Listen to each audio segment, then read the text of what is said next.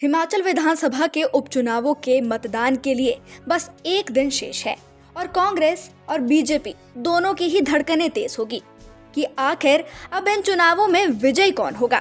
क्या बागियों की रणनीति काम आएगी या कांग्रेस कमाल कर जाएगी। हालांकि तीनों ही सीटों पर कांटे की टक्कर है क्योंकि कांग्रेस और भाजपा दोनों के ही उम्मीदवार मजबूत है। नालागढ़ सीट पर त्रिकोणीय मुकाबला हो सकता है, तो ऐसे में कहीं ना कहीं आजाद प्रत्याशी कांग्रेस और भाजपा दोनों के ही लिए गले की फांस बन सकते हैं। इन तीनों ही चुनावों में भाजपा की हार का कारण भीतरघात भी बन सकता है।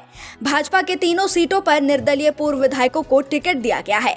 इससे 2022 के विधानसभा चुनाव के प्रत्याशियों के साथ साथ भावी टिकट के दावेदार भी पार्टी से नाराज है।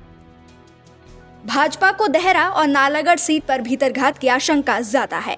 देहरा में पूर्व मंत्री रमेश चंदवाला ने खुलेआम ऐलान कर दिया है कि पार्टी प्रत्याशी होशियार सिंह के लिए वोट ही नहीं मांगेंगे। उनकी नाराजगी सिर्फ होशियार सिंह से नहीं बल्कि भाजपा हाईकमान के बड़े नेताओं से भी है।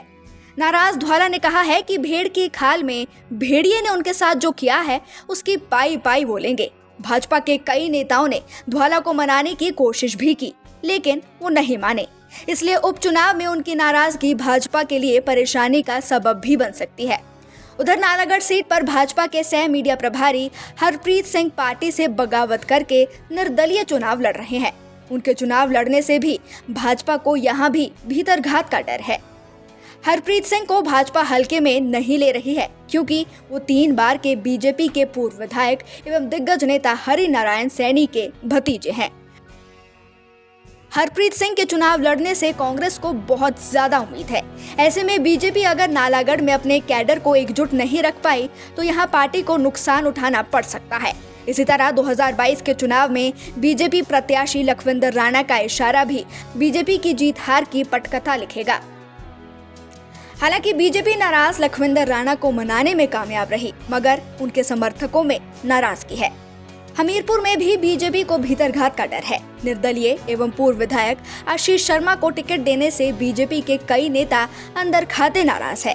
आशीष शर्मा यदि बीजेपी के टिकट पर चुनाव जीतते हैं तो पूर्व विधायक नरेंद्र ठाकुर समेत युवा भाजपा नेताओं के कई साल तक चुनाव लड़ने के सपने पर पानी फिर सकता है। इससे पार्टी को यहाँ पर भी भीतरघात का डर है। वहीं सत्तारूढ़ कांग्रेस को भीतरघात का ज्यादा डर नहीं है मगर तीनों सीटों पर कांग्रेस को कई सालों से सत्ता नहीं मिल पाई है। देहरा में तो कांग्रेस एक बार भी चुनाव नहीं जीती। हमीरपुर सीट पर आखिरी बार 2007 में कांग्रेस जीती थी। इसके बाद लगातार 3 चुनाव में कांग्रेस की हार हो चुकी थी।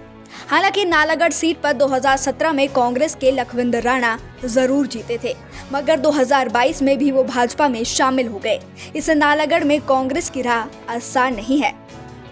अब बस एक दिन का इंतजार है क्योंकि कल इन तीनों ही सीटों पर मतदान होने वाला है और 13 को मतगणना भी होगी जिससे स्थिति साफ होगी कि आखिरकार बाजी कौन मारता है।